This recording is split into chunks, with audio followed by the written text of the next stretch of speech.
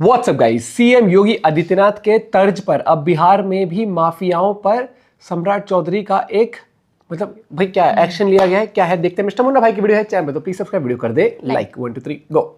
अरकान मियां, शाकिन बेलहिया, थाना आरामगढ़वा, जिला पूर्वी चंपारण का एनडीपीएस कांड संख्या 322-24, 325-24 दोनों कांडों में माननीय न्यायालय से इश्तेहार प्राप्त कर अभियुक्त के दरवाजे पर इश्तेहार चिपकाया गया। अभियुक्त के फरार रहने की स्थिति में अभियुक्त को 7 दिन के अंदर माननीय न्यायालय या थाना के समक्ष आत्मसमर्पण कर देंगे, नहीं तो इस घर का कुर्की जब्ती किया जाएगा।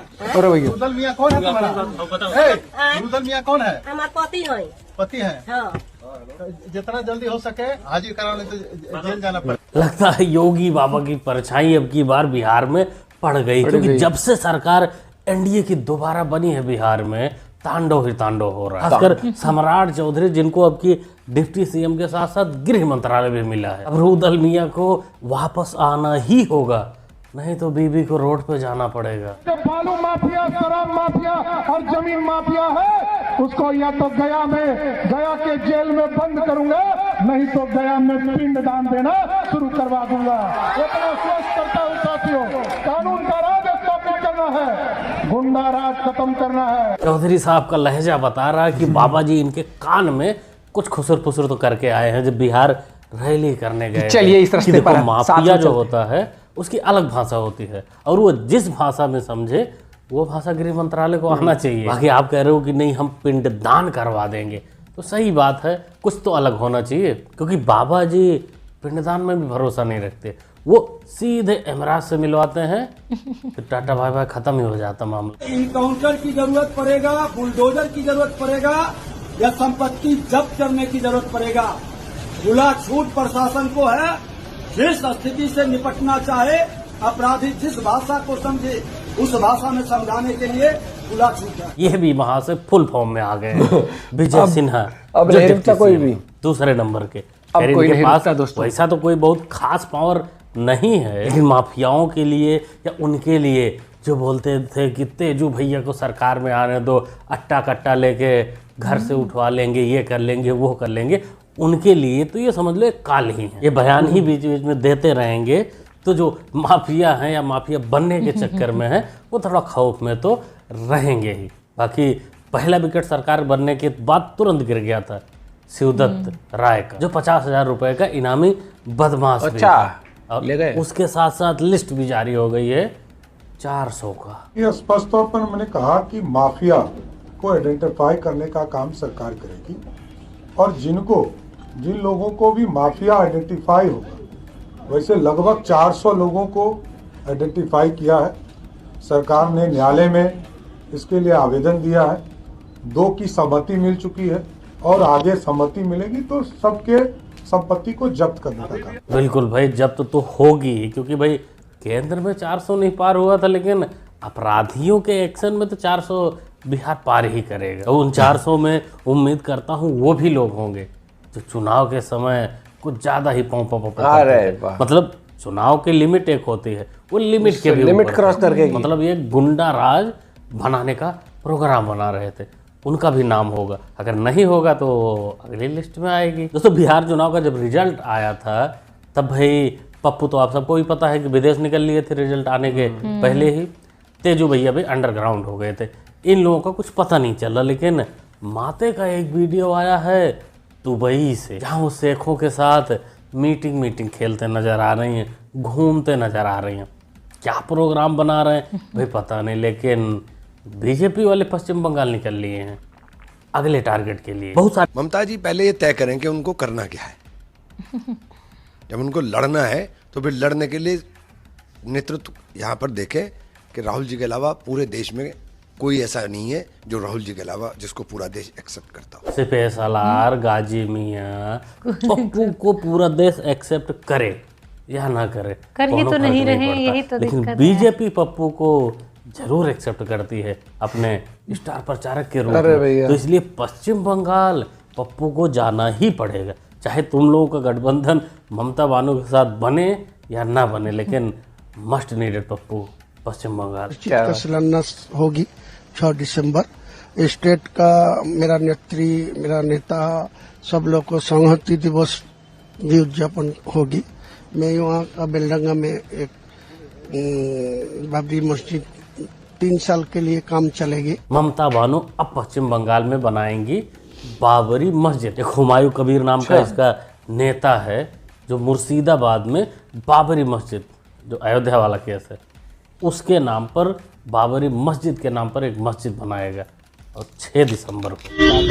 बाबरी मस्जिद जहाँ था वही आसमी बाबरी मस्जिद, वो बाबरी मस्जिद को भाजपा तोड़ के हिंदुस्तान का जो परंपरा है वो परंपरा को खत्म कर दिया।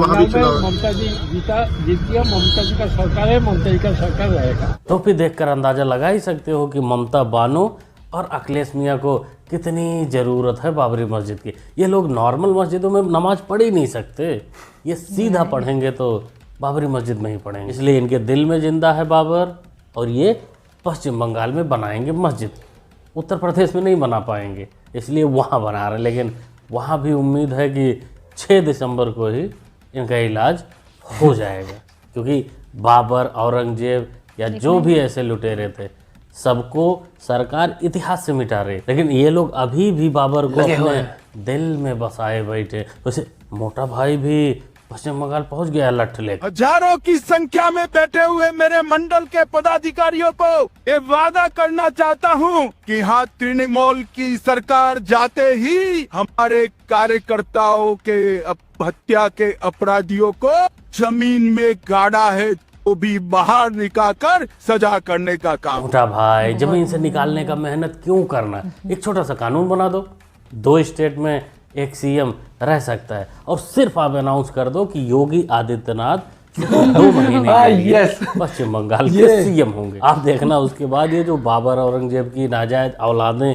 घूम रही है पश्चिम बंगाल में, उन सब का पैंट गीला हो जाएगा, और बाकी जो अपराधी नीचे गड़े हैं वो 2 फुट और नीचे चले जाएंगे। क्या नाम को आपके वार्ड में चुनाव है, इस चुनाव में आपको ये दीदी फिर जो से पिछले 10 महीने में भारतीय जनता पार्टी ने दिल्ली का बंटा धार किया है, उसका जवाब देना है 30 तारीख को। आप लोग तैयार हैं कि नहीं तैयार हैं?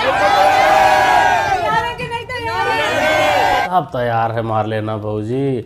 10 साल आदमी भूल जाए, दिल्ली वाले भूल जाए, सिर्फ 10 महीने याद रखें कि 10 महीने में जो हुआ है उसके हिसाब से वोट करना है। दोस्तों, एमसीडी का उपचुनाव होने वाला है दिल्ली में 12 सीटों पर, और दोबारा आप ये जिंदा हो गए हैं। अब देखो जो कार्रवाई हुई है पिछले 10 महीनों में, ये जो बुलडोजर चले हैं, अवैध झुग्गियों को हटाया गया है, ये सब लगभग इन्हीं के वोट थे। तो जब दोबारा चुनाव होगा, उपचुनाव होगा, तो कुछ तो खुशी इनको मिलेगी। जहाँ तक मुझे लग रहा है कि बीजेपी हारेगी और यही लोग जीतेंगे, क्योंकि ज़्यादातर वोटर वही हैं। आपको क्या लगता है दोस्तों, क्या होगा? 12 में 6-6 होगा या क्लीन स्वीप किसी का होगा? 800 करोड़ रुपया कमा के गए प्रशांत किशोर। 1200 कैंडिडेट, 21,000 रुपया पर कैंडिडेट जोड़ लो, 250 करोड़, 50,000 का कूपन जोड़ लो, 300 350 करोड़, 500 करोड़ रुपया तो बना लिया। अरे पप्पू पेलू, तन्ने खबर नहीं है, वो 500 करोड़ बनाने के लिए थोड़ी ना बिहार गया था, 1500 करोड़ बनाने के लिए गया था। असली चाल तो उसका अब चालू हुआ है चुनाव हारने के बाद। ऊपर कमेंट करने से नहीं होगा, सिर्फ धक्का करके मेरे से मिलने से नहीं होगा कि भैया हम हमारे साथ, आपके साथ हैं। अब 1000 रुपया का कंट्रीब्यूशन आपको करना है। मेरा विश्वास है कि बिहार की 13 करोड़ जनता में से अगर 1 करोड़ लोगों ने भी 1-1 रुपया का योगदान कर दिया तो अगले 5 साल तक इस अभियान को कोई रोक नहीं पाएगा। इसलिए ये जरूरी है। और साथ ही अब आगे से मेरे से मिलने वाले लोग, मैं अब किसी व्यक्ति से नहीं मिलूंगा जो जन स्वराज के इस अभियान में कम से कम 1000 रुपया का जिसने योगदान न किया। मस्त प्लान है मौलाना साहब का 1000 करोड़ पार करने का। वही तो, एक आदमी 1000 देगा भाई साहब, गजब। 1 करोड़ लोग देंगे। पॉलिटिशियन को तो आदमी वैसे ही ना दे 100 रुपए। प्रकार का ये केजरीवाल है, सेम केजरीवाल भी यही करता था।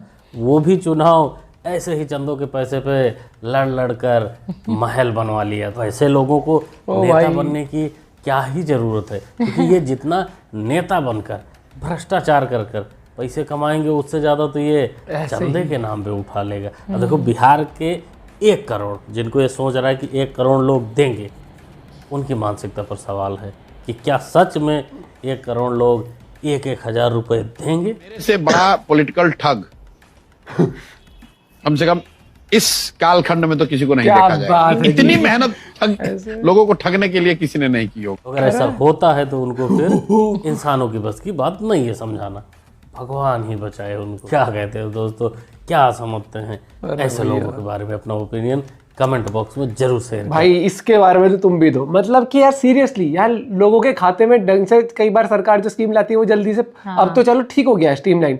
अब ये कह रहे हैं हम सरकार में आना है लेकिन आम जनता हमें देते। वाह भैया गजब चल रहे हैं सीरियसली, सही में यार। सीरियसली ये मतलब ये राजनीति हो रही है। अब इस स्तर की राजनीति पर आ गए हैं, और आ गए तो कोई दिक्कत नहीं है। पहले हमने तो ये सुना था नेता कहते थे कि हम आगे सरकार में हम ये कर देंगे, हम आए ना आए पहले आप ये दो, हम आंदोलन करते रहेंगे, हम कोशिश करते रहेंगे। वाह गजब यार गजब, मतलब इतने तेजस्वी लोग नहीं देखे मैंने। और बाकी मुझे लगता है कि भाई देखो अब की बार कुछ तो हलचल होगी बंगाल के चुनाव में। अब ये नहीं कह सकता मैं कि बीजेपी आएगी नहीं आएगी, लेकिन कुछ तो माहौल चेंज हुआ है। लेट्स सी क्या होता है। और बहुत बड़ा पेचीदा मामला वो भी है ना वहाँ पर, वो जो फेंसिंग करनी है बाउंड्री पर, वो अवैध वो चीज़ें। और भाई कैसे कैसे मतलब इतने सारे लोग घुसेड़ दिए अपने यहाँ पर, कब से आए जा रहे हैं। जब आएगी सेंटर की सरकार ही आएगी ना वहाँ पर, जब सेंटर की ही स्टेट में भी होगी जो सेंटर में है, तो मुझे लगता है थोड़ा सा कंट्रोल हो पाता है, बेटर परफॉर्म हो पाता है। लेट्स सी क्या होता है। लेकिन भैया धीरे धीरे मुझे लगता है कि जितने भी हवाबाजी गुंडा बनने की कोशिश कोई करता है, कुछ करता है, आज के टाइम पर 2 चीज आ चुकी है, social media, internet, mobile, CCTV. आपके पास ये है, आप फटाफट से अपलोड मार दो, उसके बाद आप भग जाओ उसके बाद वो इंसान अपने आप भाई हत्या चढ़ जाएगा, सबूत बन गया ना उसके अगेंस्ट। यही चीज है। और बाकी आप अपना पॉइंट ऑफ व्यू भी शेयर कर सकते हो, क्योंकि मुझे लगता है कि पढ़ाई लिखाई कर लो, कुछ कर लो, लेकिन हाँ अगर तो पढ़ाई लिखाई से भी नहीं वो कर सकते। देखा नहीं वो डॉक्टर थे, MBBS थे। नहीं वो उस मानसिकता के लिए तो कुछ है नहीं भैया। उस मानसिकता कितना भी पढ़ लो। हाँ मिलते हैं एक साथ, बाय बाय, टेक केयर।